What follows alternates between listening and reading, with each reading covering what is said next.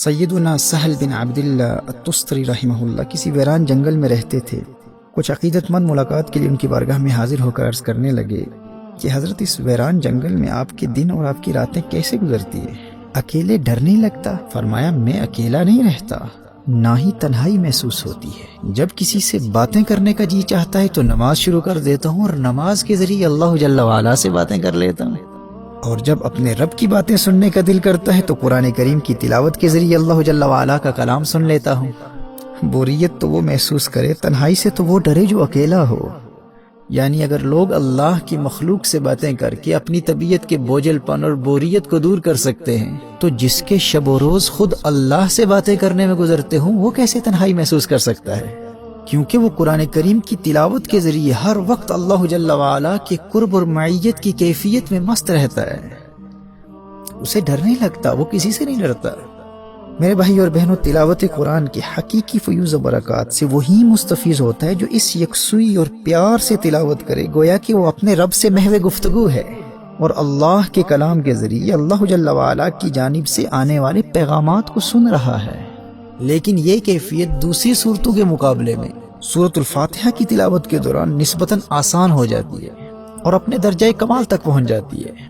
کیونکہ سورۃ الفاتحہ کی تلاوت کے دوران انسان نہ صرف تلاوت کے ذریعے اللہ جل وعلا کے پیغامات کو حاصل کرتا ہے بلکہ اس سورت کی تلاوت کے ذریعے وہ اللہ کو پکار رہا ہوتا ہے، اور اللہ جل وعلا کی جانب سے ایک ایک آیت کی تلاوت پر جو خاص جواب ملتا ہے اس جواب کو نبی کریم صلی اللہ علیہ وآلہ وسلم نے ہم جیسوں کی آسانی کے لیے لفظ بلفظ بیان فرما دیا ہے کہ اللہ جل وعلا کی جانب سے جواب کیا ملتا ہے۔ دیکھیے، جو اللہ جل وعلا کے خاص مقرب بندے ہوتے ہیں وہ تو باقی صورتوں کی تلاوت پر بھی جو جواب ملتا ہے اسے بھی حاصل کر لیتے ہیں، لیکن یہ عام لوگوں کے لیے ممکن تو نہیں ہے نا۔ پر سورۃ الفاتحہ کی تلاوت کی خصوصیت یہ ہے کہ رحمت للعالمین صلی اللہ علیہ وآلہ وسلم نے اس سورہ مبارکہ کی تلاوت پر اللہ جل وعلا کی جانب سے آنے والے جواب کو ہر خاص و عام کے لیے بیان فرما دیا ہے۔ اب کس قدر محرومی ہے اس شخص کے لیے جو ہر روز نماز میں اور غیر نماز میں بھی سورۃ الفاتحہ کی تلاوت کرتا ہے، اور نبی کریم صلی اللہ علیہ وآلہ وسلم نے اس تلاوت پر اللہ جل وعلا کی جانب سے آنے والے جواب کو بھی بیان فرما دیا ہے۔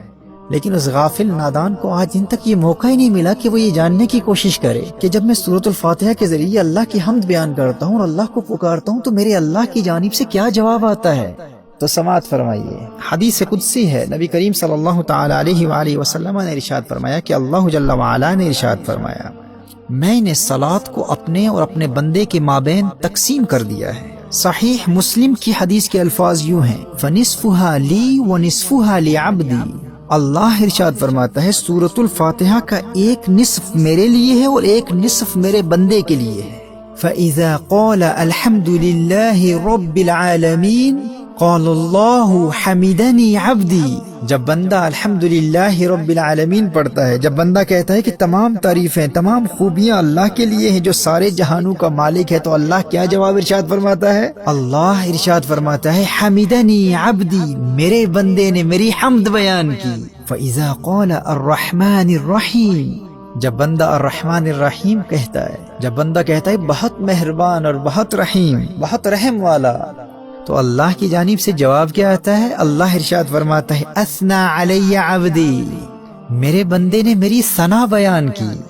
اللہ کی جانب سے آنے والے اس پیار بھرے جواب پر غور کیجیے اور اسے زبانی یاد کر لیجیے، اور آج ارادہ کر لیجیے کہ آج کے بعد جب بھی سورۃ الفاتحہ کی تلاوت کروں گا تو اللہ جل وعلا کی جانب سے آنے والے اس جواب کا تصور کرتے ہوئے روحانی طور پر اللہ سے ہم کلامی کی اس کیفیت سے لطف و سرور حاصل کروں گا۔ کس قدر پیار سے اللہ ارشاد فرماتا ہے حمدنی عبدی، دیکھو میرے فرشتوں، میرا بندہ میری حمد بیان کر رہا ہے۔ اثنا علی عبدی، ارے دیکھتے نہیں میرا بندہ میری ثنا بیان کر رہا ہے، گویا کہ اپنے فرشتوں سے فرما رہا ہے دیکھو میرے فرشتوں حمدنی عبدی۔ اور جب تم کہتے ہو الرحمن الرحیم تو اللہ گویا اپنے فرشتوں سے فرما رہا ہوتا ہے دیکھو میرے فرشتوں اثنا علی عبدی، میرے بندے نے میری ثنا کی ہے۔ صحیح مسلم کی یہ حدیث ہے، نبی کریم صلی اللہ تعالی علیہ وآلہ وسلم ارشاد فرماتے ہیں کہ اللہ فرماتا ہے فَإِذَا قَالَ مَالِكِ يَوْمِ الدِّينِ، جب بندہ کہتا ہے مالک یوم الدین، روز جزا کا مالک، قال مجدنی عبدی، اللہ ارشاد فرماتا ہے میرے بندے نے میری بزرگی بیان کی، سبحان اللہ۔ فَإِذَا قَالَ إِيَّاكَ نَعْبُدُ وَإِيَّاكَ نَسْتَعِينُ، جب بندہ کہتا ہے ہم تیری ہی عبادت کرتے ہیں اور تجھ ہی سے مدد چاہتے ہیں، تو اللہ کی جانب سے جواب کیا آتا ہے؟ اللہ ارشاد فرماتا ہے قال هذا بینی وبین عبدی ولعبدی ما سأل، اللہ ارشاد فرماتا ہے اب یہ معاملہ میرے اور میرے بندے کے درمیان ہے، هذا بینی وبین عبدی ولعبدی ما سأل، یہ میرا بندہ ہے اور اب یہ معاملہ میرے اور میرے بندے کے مابین ہے، اب یہ مجھ سے جو مانگے گا اسے عطا کر دیا جائے گا۔ اللہ اکبر کبیرہ۔ پھر جب بندہ پڑھتا ہے فَإِذَا قَالَ اهْدِنَا الصِّرَاطَ الْمُسْتَقِيمَ صِرَاطَ الَّذِينَ أَنْعَمْتَ عَلَيْهِمْ غَيْرِ الْمَغْضُوبِ عَلَيْهِمْ وَلَا الضَّالِّينَ، جب بندہ اللہ کی بارگاہ میں عرض کرتا ہے یا اللہ ہم کو سیدھا راستہ چلا، راستہ ان کا جن پر تو نے احسان کیا، نہ ان کا جن پر غضب ہوا اور نہ بہکے ہوئوں کا، تو اللہ کی جانب سے پھر جواب آتا ہے، اللہ پھر ارشاد فرماتا ہے هَذَا لِعَبْدِي وَلِعَبْدِي مَا سَأَلَ، یہ میرے بندے کے لیے ہے اور جو اس نے مانگا اسے دیا گیا۔ میرے بھائی اور میری بہنوں، سورۃ الفاتحہ کا ترجمہ بھی یاد کر لو اور اللہ جل وعلا کی جانب سے آنے والے اس جواب کو بھی بار بار سنو اور اس کے مفہوم کو ذہن نشین کر لو۔ دیکھیے جب ایک عبد اپنے معبود کی جانب سے آنے والے جواب کو جان لیتا ہے اور اس سے روحانی طور پر لطف اندوز ہو کر سورۃ الفاتحہ کی تلاوت کرتا ہے، تو ایسے تلاوت کرنے والے کے لیے اللہ جل وعلا سے روحانی طور پر ہم کلامی کی وجدانی کیفیت حاصل کرنا بہت آسان ہو جاتا ہے، کیونکہ نہ صرف وہ جواب کے آنے پر یقین رکھتا ہے بلکہ اس جواب کو بھی جانتا ہے کہ وہ جواب ہے کیا۔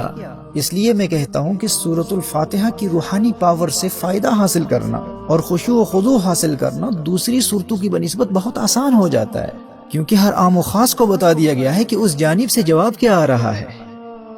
آج کے بعد اللہ جل وعلا کی جانب سے آنے والے اس پیار بھرے جواب کا تصور کرتے ہوئے اور اس پر یقین رکھتے ہوئے پورے انہماک کے قلب کے ساتھ اس خوبصورت تصور میں ڈوب کر کے میں اپنے رب سے باتیں کر رہا ہوں، رب کی جانب سے جواب بھی آ رہا ہے، سورۃ الفاتحہ کی کثرت سے تلاوت کی عادت بنا لو اور پھر دیکھو یہ سورۃ الفاتحہ تمہاری دنیا اور آخرت کو کس طرح سنوار دیتی ہے۔ قرآن کریم کی جن صورتوں کے فیوز و برکات بیان کیے جا چکے ہیں، ان کا دار و مدار پڑھنے والے کی روحانی کیفیت پر ہوتا ہے کہ وہ کس قدر یکسوئی اور اللہ جل وعلا سے ہم کلامی کی کیفیت میں محو ہو کر پڑھتا ہے۔ جو جتنا زیادہ اپنے رب سے راز و نیاز کی باتیں کرنے اور رب کے کلام کو سننے اور اللہ جل وعلا سے سرگوشی کرنے کی کیفیت میں ڈوب کر قرآن کریم کی تلاوت کرتا ہے، اسے اس کی زندگی میں ان صورتوں کی تلاوت کے اتنے ہی زیادہ روحانی اور مادی فوائد حاصل ہوتے ہیں۔